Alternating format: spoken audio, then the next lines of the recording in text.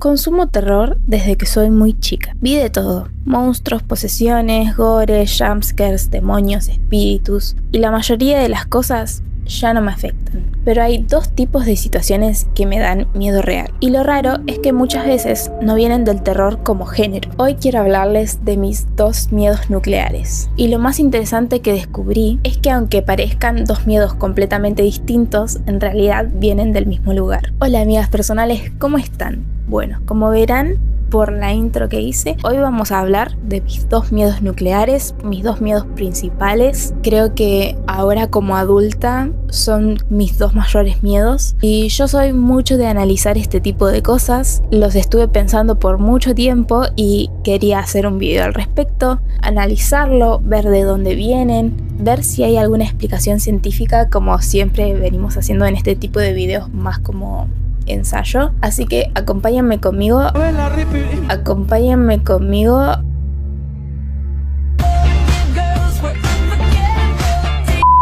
Acompáñennos a hablar sobre estos miedos y descubrir de dónde vienen.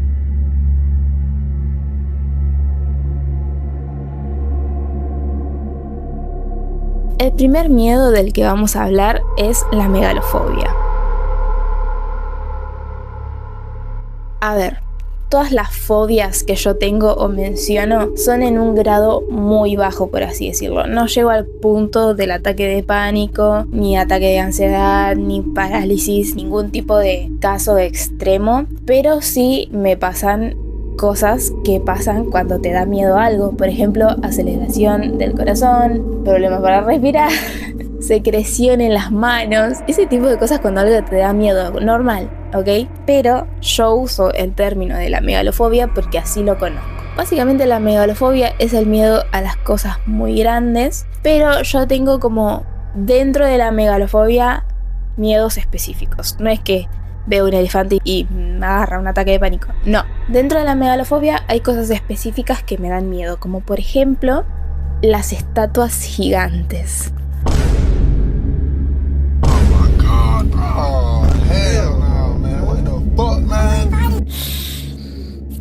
No, ¿por qué haces eso? ¿Por qué haces una cosa gigante que puede vivir y matarte? No vean a los monstruos. Voy a parecer una psiquiátrica después de esto. Con respecto al océano, que en este caso sería la talasofobia, no tengo un miedo muy grande en sí, pero esta imagen me traumó cuando yo era chica y me sigue traumando hasta el día de hoy. Cuando están en el agua y no pueden ver abajo porque es demasiado profundo y básicamente la luz se pierde y ya no puedes ver qué es lo que hay abajo tuyo, pánico. No hay otra descripción. Yo por ahí no paso, amor. ¡Yo por ahí no paso! Y mi miedo mayor con respecto a la megalofobia es sin duda el universo. Hay mucha tela para cortar con respecto a esto. El universo me genera terror, me genera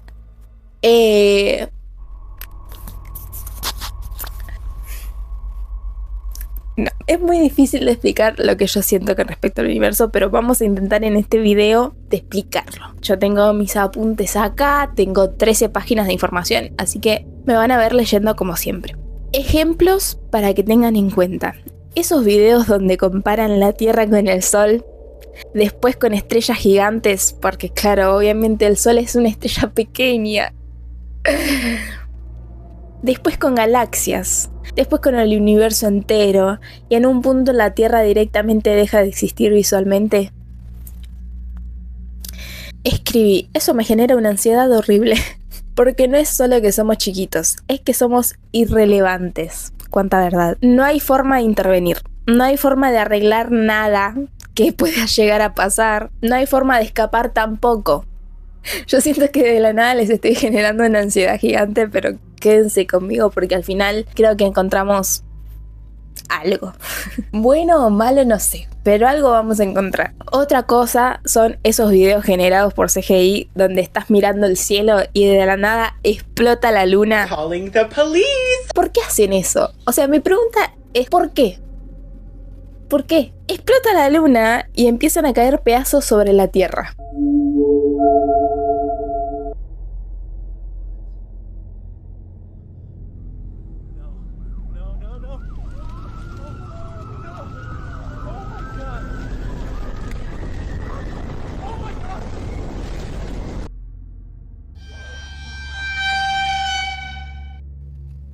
no es tanto la destrucción lo que me da miedo, es la sensación de no puedo hacer absolutamente nada al respecto.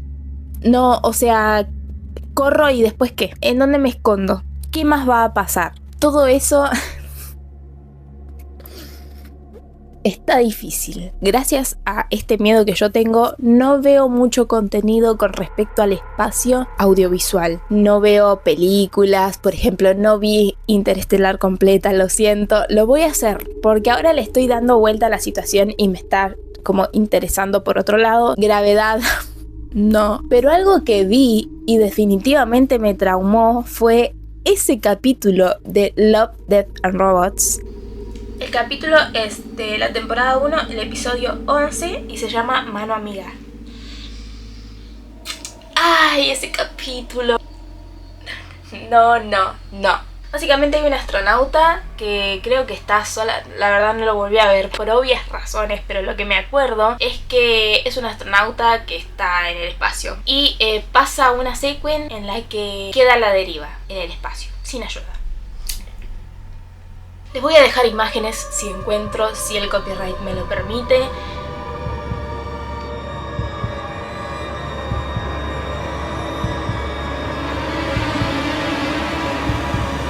Traumas. Gente, véanlo por su cuenta. Yo no voy a volver a pasar por ahí ni siquiera para acordarme de la trama. No. Se me acelera el corazón de solo pensarlo. O sea, hay algo más que siempre recuerdo, que tengo muy fresco en la memoria, y es que yo un día soñé con esto. Antes de que este miedo fuera algo, o sea, fuera algo que yo sé que existe, tuve un sueño muy perturbador.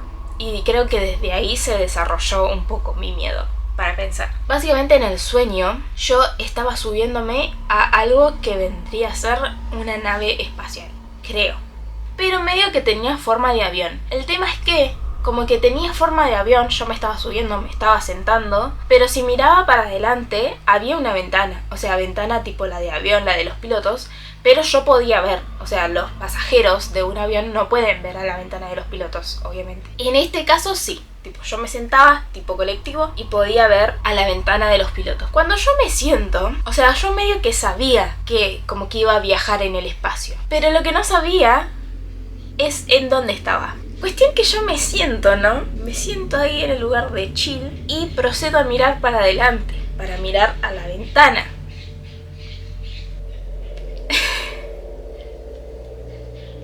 Imagínense ustedes mi sorpresa cuando miro a la ventana y me doy cuenta de lo que hay enfrente mío. Básicamente lo que había enfrente mío era el planeta Tierra. O sea, se veía grande, pero se veía como en el cielo, ¿no? Tipo a la lejanía. Entonces yo en el sueño obviamente digo, si lo que estoy viendo enfrente mío es la Tierra, ¿en dónde mierda estoy yo, amor?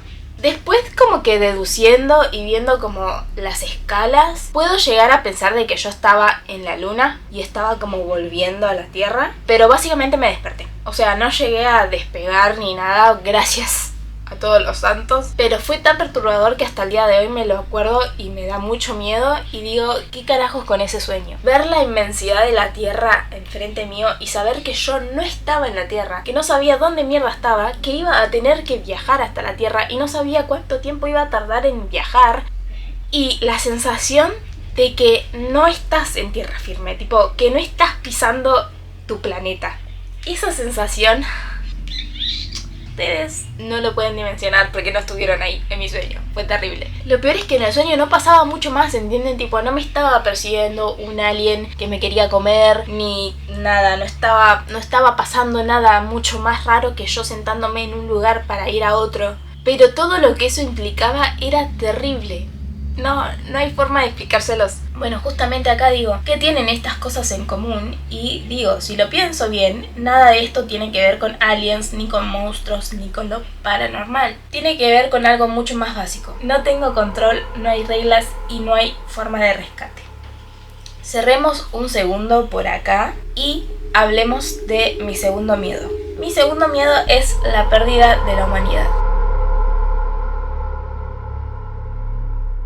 Este miedo como que lo fui desarrollando también con el tiempo, con ver escenas así y darme cuenta del patrón, y después me terminó de cerrar también con un video de Cinematics, que creo que es El miedo que no soporto, en donde había escenas similares a lo que me pasa a mí y dije, cuánta verdad. Perdón Cinematics por siempre robarte todo. Pero a ver, ¿de qué estoy hablando específicamente cuando hablo de la pérdida de la humanidad? Porque podría estar hablando de muchas cosas. Básicamente cuando las personas dejan de actuar como personas. Y puede ser de distintas formas. Cuando pierden la cordura o empiezan a comportarse de una manera que ya no parece humana. Pero no me estoy refiriendo tipo a zombies ni a gente poseída.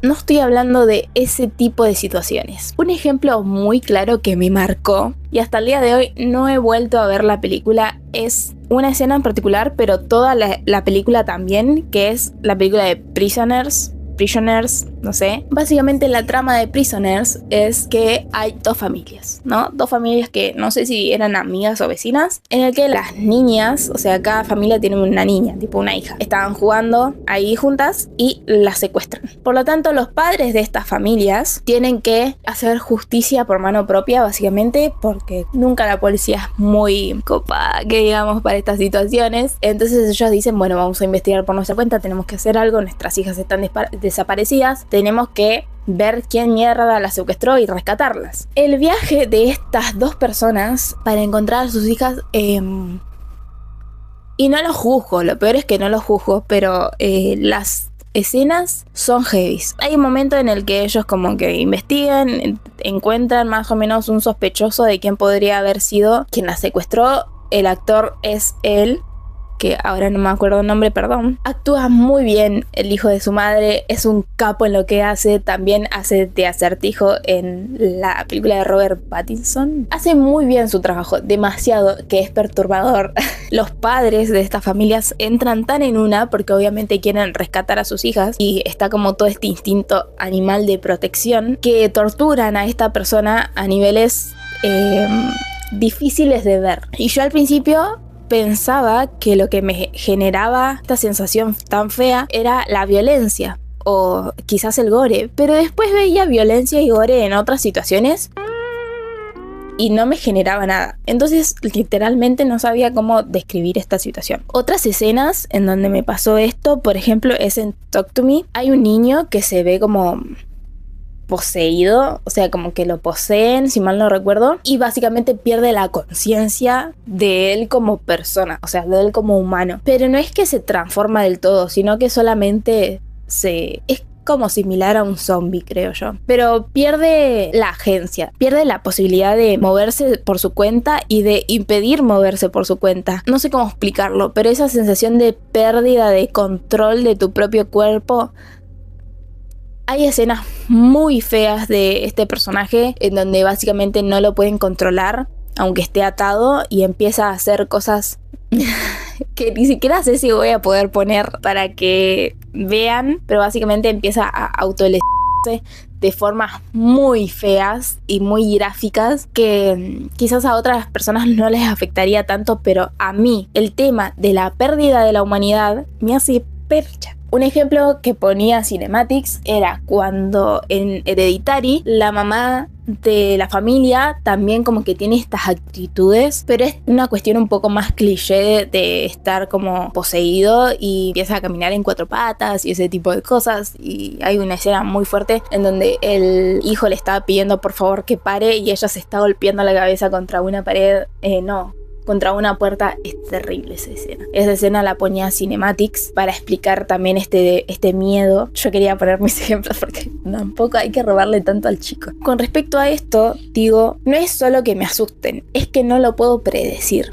Y ahí está el punto. Y durante mucho tiempo pensé que este tipo de miedo tenía que ver con la violencia o con lo gráfico o lo extremo. Pero no. Creo que lo que realmente me da miedo es algo mucho más específico. No poder predecir a la otra persona. Y ahí es cuando recordé una situación que me pasó a mí, una anécdota que puede entrar perfectamente acá. Y es que básicamente, lo voy a contar muy corto porque si no voy a estar 10 minutos contando la anécdota y no pinta. El contexto es que era de mis primeras veces viajando sola. Yo estaba yendo a la universidad, la primera universidad a la que fui. Era de mis primeras veces viajando sola tan lejos. Era toda una experiencia nueva porque no tenía amigos en esa universidad, era todo nuevo, era la primera vez de muchas cosas y además no conocía la zona a la que estaba yendo y nunca había tomado ese colectivo, por lo tanto había muchas cosas por las cuales estar alerta. Uno de esos viajes, uno de los primeros, me acuerdo de sentarme, ponerme los auriculares y hacerme la distinta leyendo apuntes tipo soy una chica universitaria, cuando de repente alguien me toca el hombro, atrás mío. Yo me doy vuelta y me saco los auriculares, tipo, ¿qué pasó? La persona que estaba atrás mío era una señora, una anciana, como que una persona que quería arreglarse, pero a su vez estaba muy desarreglada, como que había intentado arreglarse dentro de sus posibilidades. Se veía que era una persona en situación de precariedad. Esta persona abre su boca y lo que me dice es ¿qué significa? A lo cual yo me desconcierto porque no había hablado con esta persona, ni siquiera me había dado cuenta que estaba sentada atrás mío, y le digo ¿qué significa qué? Yo, toda cagada en las patas, una divi completamente inexperta de 18 años, tratando de entender qué es lo que estaba pasando. La señora me dice, ¿qué es lo que significa eso? Y señala lo que yo estaba leyendo. Y yo literalmente lo acababa de sacar, por lo tanto no sabía de qué estaba hablando el texto porque no lo había leído todavía. Y le digo, no sé, todavía no lo empecé a leer, pero es de economía, creo, le digo. Esa respuesta la señora se lo tomó mal y empezó a decirme que yo era una maleducada, que era una irrespetuosa, que le había hablado mal y que por yo tener cosas lindas, que no sé a qué se refería, o sea, quizás había visto mis auriculares o mi celular y esas son las cosas lindas que había visto, no podía hablarle así y no sé qué. En ese momento me perturbó un montón. Porque dije, ¿qué mierda hago yo con esta señora que claramente no está en sus cabales? Quizás tiene alguna condición. No tengo idea cómo salir de esta situación. Tengo 18 años, es de mis primeras veces viajando sola tan lejos y no tengo idea qué hacer. En ese momento pasaron un montón de cosas por mi cabeza, como por ejemplo, bueno, me bajo del bondi y me tomo otro. El tema es que, ¿qué pasaba si me seguía? No conocía la zona, tipo, no sabía dónde bajar y dónde tomarme otro. Y si me seguía, ¿qué hacía? O sea, si se bajaba conmigo, era incluso más peligroso porque de última había gente alrededor mío en el transporte público que podía dar testimonio de que yo a la señora no le estaba haciendo nada. Y lo peor era eso, nadie de mi entorno estaba frenando a la señora o diciéndome tipo, bueno, vení conmigo, cambiate de acento y ya fue, tipo, dejala a la señora holograma tranquila, que ya se le va a pasar, qué sé yo. Nadie se estaba metiendo, incluso creo que me estaban juzgando a mí creyendo que yo le había hablado mal a la señora, terrible. ¿Qué otra cosa puedo hacer? Ignorarla, tipo, darme vuelta y que hable sola, qué sé yo.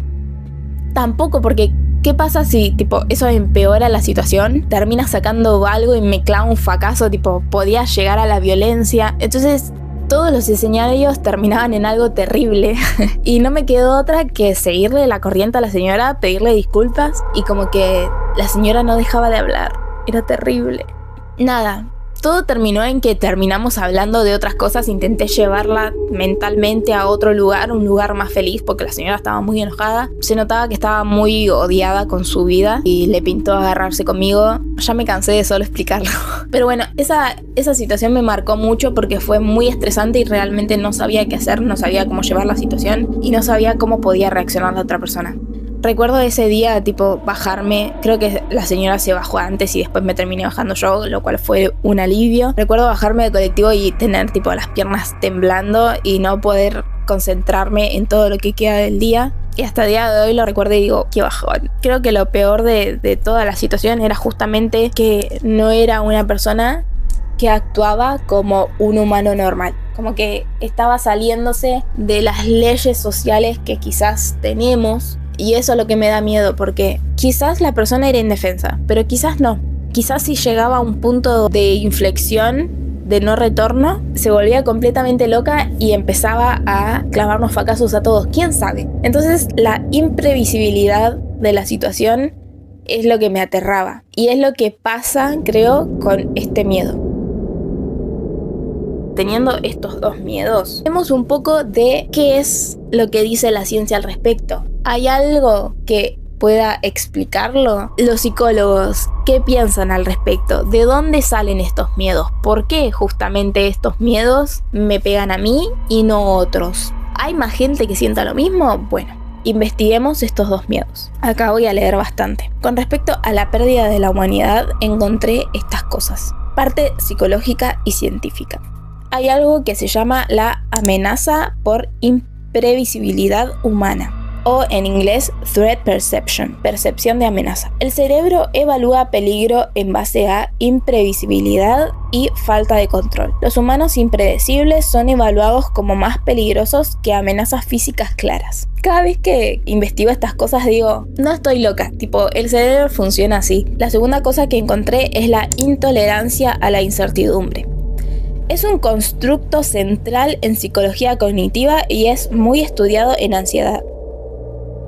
Este temita de la ansiedad lo van a ver muy recurrente en las cosas que siguen. No sé qué me estará queriendo decir. La intolerancia a la incertidumbre es la tendencia a reaccionar negativamente de forma emocional, cognitiva y conductualmente ante situaciones inciertas. Situación del colectivo, dice, como para poner una referencia, ¿no? Lo que me pasó a mí es que no sabía qué quería la persona, no sabía si era peligrosa, no sabía cómo iba a reaccionar y no sabía qué acción mía empeoraría la situación. Por lo tanto, esto generó como una intolerancia en mí. Tercer cosa que encontré es Error Management Theory. Desde psicología evolutiva, el cerebro está diseñado para cometer errores por exceso cuando hay incertidumbre. Mejor asumir que la persona es peligrosa que la persona no es peligrosa, claro, porque el costo de equivocarse es menor. Mejor prevenir que curar. Traducción a mi miedo.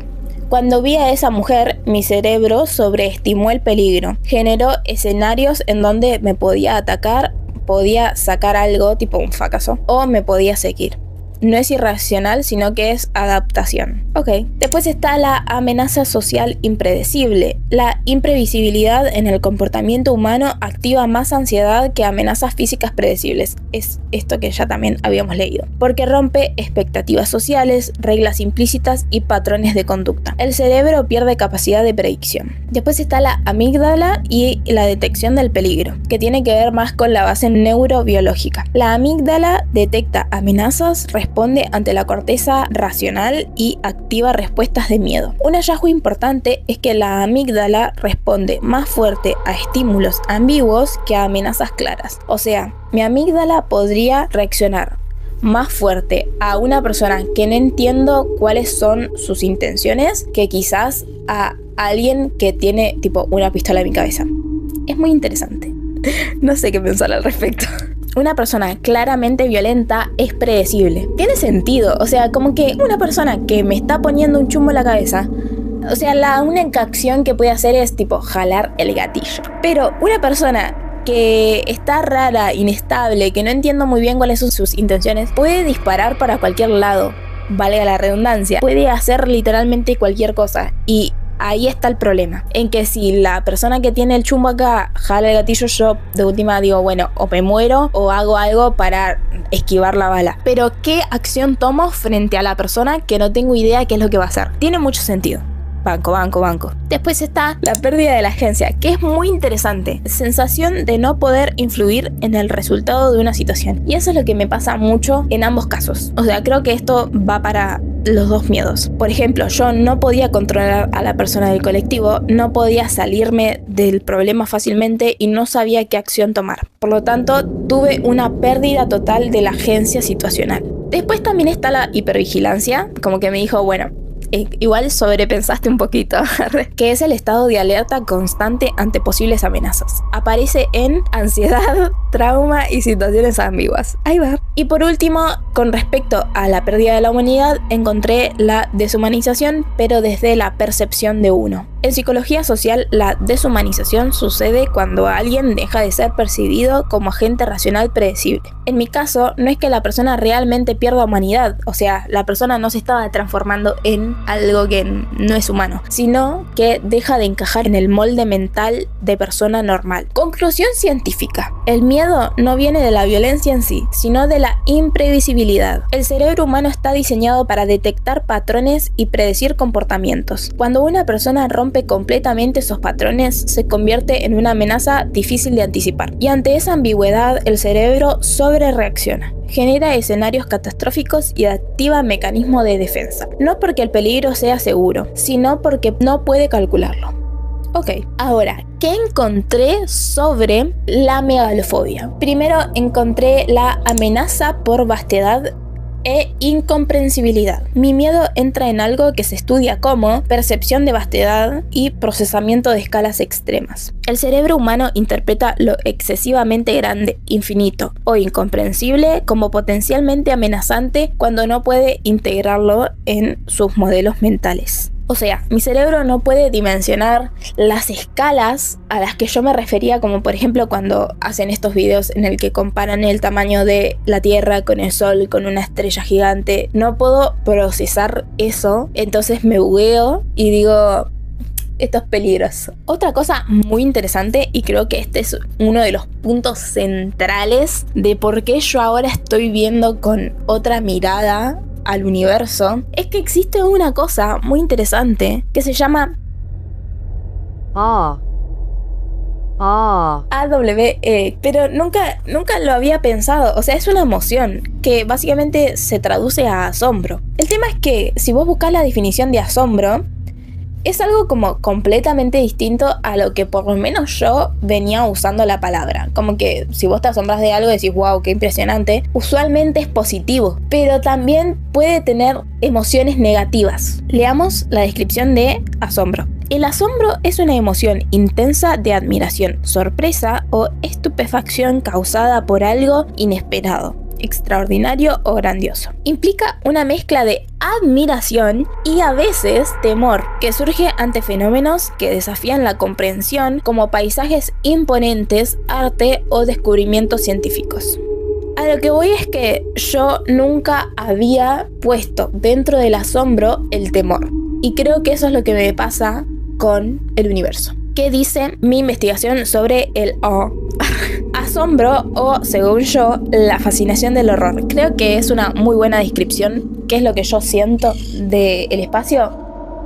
La fascinación del horror. Keltner y Haidt en 2003 fueron unos psicólogos que se explayaron en el concepto. También se le llama temor admirativo, lo cual me parece muy correcto. Es una emoción que surge ante estímulos percibidos como vastos y que requieren una reestructuración de los esquemas mentales existentes. ¿Qué dicen Keltner y Haidt con respecto a esta emoción? Es una emoción que surge ante estímulos percibidos como vastos y que requieren una reestructuración de los esquemas mentales existentes. Entre paréntesis, need for accommodation. Dos componentes obligatorios. La vastedad, tanto física como conceptual. Física puede ser el universo, montañas, océano, y conceptual puede ser infinito o eternidad. O sea, puede entrar cualquiera de esas opciones. En mi caso sería el universo. Y el otro componente es la necesidad de acomodación. Tu cerebro no puede procesarlo con lo que ya conoce. Tiene que reconfigurarse. Cuando esa acomodación o esa reconfiguración falla, el asombro se convierte en ansiedad. Por ejemplo, si yo veo una escala, se vuelve demasiado grande, se genera un quiebre y deja de ser fascinación pasando a la angustia. Es una de las cosas más interesantes que descubrí, que más me hizo pensar y que más me hizo entender de dónde viene mi miedo. Y lo peor es que es algo súper normal. O sea, seguramente si ustedes se ponen a pensar en esto, en algún lugar entra este miedo seguramente, porque el asombro es una emoción humana.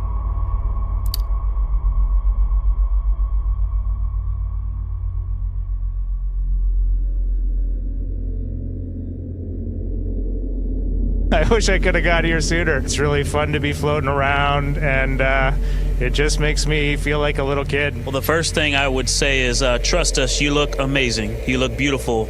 And from up here, you also look like one thing. You know, Homo sapiens is all of us, no matter where you're from or you know, what you look like. We're all one people. There's nothing that prepares you for the breathtaking aspect of seeing your home planet both lit up bright as day and also the moon glow on it at night with the beautiful beam of the sunset. And I got to tell you, there is nothing normal about this. Sending 4 humans 250,000 miles away is a Herculean effort, and we are now just realizing the gravity of that.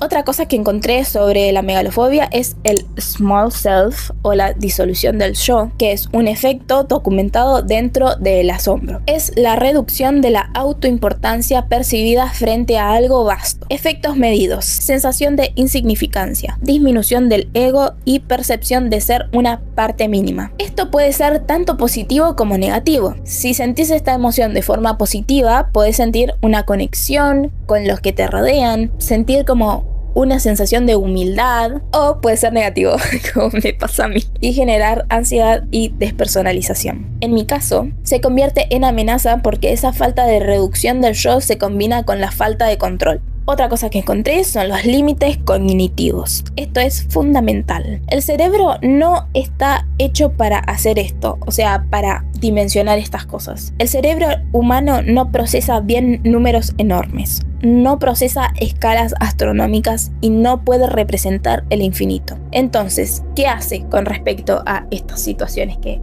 existen? Simplifica, aproxima o colapsa. Cuando colapsa, aparece la ansiedad. No es que entiendo el universo y me asusto, es que dejo de entender y eso me asusta. Básicamente soy tonta. Como no entiendo las dimensiones, mi cerebro no puede procesar. Es como cuando pensás cómo funciona el Wi-Fi. No lo puedo entender. Por más que me lo expliques 1000 veces, no lo voy a poder procesar. Y uno tiene que aprender a vivir con eso. Luego también está la apeirofobia, que es el miedo al infinito, que no sé si tanto va con esto, pero es importante mencionarlo. Características: pensamientos intrusivos sobre el infinito, imposibilidad de conceptualizarlo y sensación de no poder salir de la idea. Igual ya sé por qué lo dejé, y es que básicamente yo suelo tener pensamientos intrusivos sobre el espacio. Y cuando entro muy en esa, y es como nos vamos a morir y no vamos a ir a ningún lugar. Y entro en esa y es como y entonces salgo rápido de ahí porque sé que no tiene solución y no tiene sentido que entre en esa porque no voy a encontrar ninguna respuesta. También aparece la pérdida de la agencia nuevamente, que, como les dije, es la incapacidad percibida de influir en el entorno o el resultado de una situación. ¿Qué me pasaba con los videos estos de que de repente empieza a explotar todo, empiezan a caer cachos de luna en la tierra? Es como no puedo hacer nada para frenarlo, no puedo hacer nada para salvarme. O sea, puedo intentarlo, pero nada me dice que va a suceder. Mis esfuerzos pueden ser completamente en vano porque no sé cómo reaccionar ante esta situación, no sé cuáles van a ser los daños ocasionados, cuál es la dimensión de estos daños. Básicamente no sé nada. Nadie me está preparando para qué hacer si esto pasa. ¿Por qué nadie me está preparando? ¿Cómo no hay un protocolo que seguir si la luna explota? Y el daño ni siquiera es solamente que caigan pedazos, porque la luna maneja cosas como el agua, por ejemplo. Imagínense, no puedo intervenir, no puedo escapar, no puedo decidir nada útil. Eso activa mi indefensión. Ya me di cuenta, acaba de pasar, acabo de tener un brote. También encontré otra cosa que se llama indefensión aprendida, estado en el que un individuo percibe que no tiene control sobre los eventos, incluso si podría tenerlos. No es aprendido literalmente, pero el mecanismo es similar. No hay acción posible, no hay solución, no hay control. Por lo tanto, se genera ansiedad, bloqueo y desesperación. Incluso he visto videos en donde hacen como el experimento, o sea, como la representación gráfica de qué pasaría si un agujero negro pasa cerca de la Tierra. Si encuentro las imágenes se las voy a dejar, pero es completamente perturbador el nivel de tipo, no entiendo qué pasaría. O sea, después de que eso pase, ¿cómo queda la Tierra? ¿Qué pasa con nosotros? O sea, ¿desaparecemos? ¿Nos volvemos fideos de personas? Me va a empezar a salir humo en la cabeza a cualquier momento. La incapacidad de poder entender qué pasa en esa situación. Otra cosa que también de la que veníamos hablando es la relación con fobias de vasta edad, como puede ser la talasofobia, que le venía hablando de el agua. Personas reaccionan con ansiedad ante océanos profundos, espacios abiertos enormes o oscuridad sin límite. porque la profundidad es desconocida, la escala no es visible y hay falta de referencia. Me alegra saber que hay más gente que está en esta. Conclusión científica. La exposición a estímulos de gran escala activa la emoción caracterizada por la percepción de vastedad y la necesidad de acomodación cognitiva. Cuando el sistema cognitivo no logra integrar esa información, se produce una respuesta de ansiedad. Esta respuesta se intensifica cuando la vastedad se combina con pérdida de agencia, límites cognitivos y ausencia de control. Bueno, encontramos las razones de mis miedos, pero no sé qué tan tranquila me deja esto. Y estoy completamente consumida por toda la ansiedad que pasé, así que creo que necesito un break. Pero antes de cerrar, quiero dejarles una conclusión que puede ser como un poco más esperanzadora, como no dejarles con el mal sabor de mis traumas y mis miedos, y espero no haberles generado ninguno nuevo, pero cerremos un poco más gentil con el público. Creo que al final todos mis miedos vienen de lo mismo, de no poder controlarlo todo. Básicamente mi miedo es no tener el control, de no entender qué está pasando o qué puede pasar. Pero también me di cuenta de algo, que esa misma sensación aparece en el asombro. Como les dije, en el asombro pueden haber cosas positivas. Cuando ves algo tan grande que te supera, también te das cuenta de eso, que son muchas más las cosas que no puedes controlar que las que sí. Por lo tanto, no tiene sentido vivir preocupados por eso, porque no hay forma de controlarlo igualmente. Si son más las cosas que no podemos controlar que las que sí, deberíamos enfocarnos en las cosas que sí podemos controlar y aceptar las que no, como por ejemplo la muerte. Entonces, capaz no se trata de intentar controlarlo todo, sino de ver qué hacemos con lo que sí podemos controlar. Qué hermosa enseñanza, y es verdad. Yo puedo reírme y hablar de estos miedos que me parecen medio ilógicos y analizarlos y pegarle la vuelta y tratar de entenderlos, pero a fin de cuentas son miedos de cosas que yo jamás voy a poder controlar. Jamás voy a poder controlar que un agujero negro pase cerca de la Tierra. Jamás voy a poder controlar que la luna estalle. Jamás voy a poder controlar a una persona que no conozco y no sé cuál va a ser su siguiente movimiento. Y por más que piense horas y horas, no voy a encontrar la solución. Y saber eso es, en parte, un poco tranquilizador. Como que está ese dicho de que no hay que ocupar la mente con problemas que no tienen solución porque no tiene sentido. Así que creo que de ahora en más voy a poder ver estos miedos desde otro lado, hacerles frente, entender que no puedo hacer nada para cambiarlos y que dejen de ocupar espacio mental. Por lo cual creo que este video tiene mucho sentido, que me ayudó mucho a mí y que espero que no se hayan traumado tanto. Me encantaría que me cuenten en los comentarios si ustedes tienen miedos así de específicos o así de raros que no les encuentran razón o que son medios como what the fuck, ¿de dónde salió esto? Para que podamos hablar y superarlo juntos. Me gustó mucho hacer este video, lo preparé por mucho tiempo, me parece un video súper interesante y divertido y espero que a ustedes les parezca igual. Dejen su like si les gustó, comenten todo lo que quieran, que a mí me encanta leer los comentarios. Y nada, espero que no haya sido un loco y que no haya sido un video de yo paniqueando con cosas randoms, que seguramente así lo fue, pero bueno. Igual espero que hayan aprendido algo y que se hayan divertido. Los TKM y nos vemos en el próximo video. Bye. You guys are talking to us because we're in a spaceship really far from Earth, but you're on a spaceship called Earth that was created to give us a place to live in the universe, in the cosmos. Maybe the distance we are from you makes you think what we're doing is special, but we're the same distance from you, and I'm trying to tell you, just trust me, you are special. In all of this emptiness, this is a whole bunch of nothing, this thing we call the universe. You have this oasis, this beautiful place that we get to exist together. This is an opportunity for us to remember where we are, who we are, and that we are the same thing and that we got to get through this together.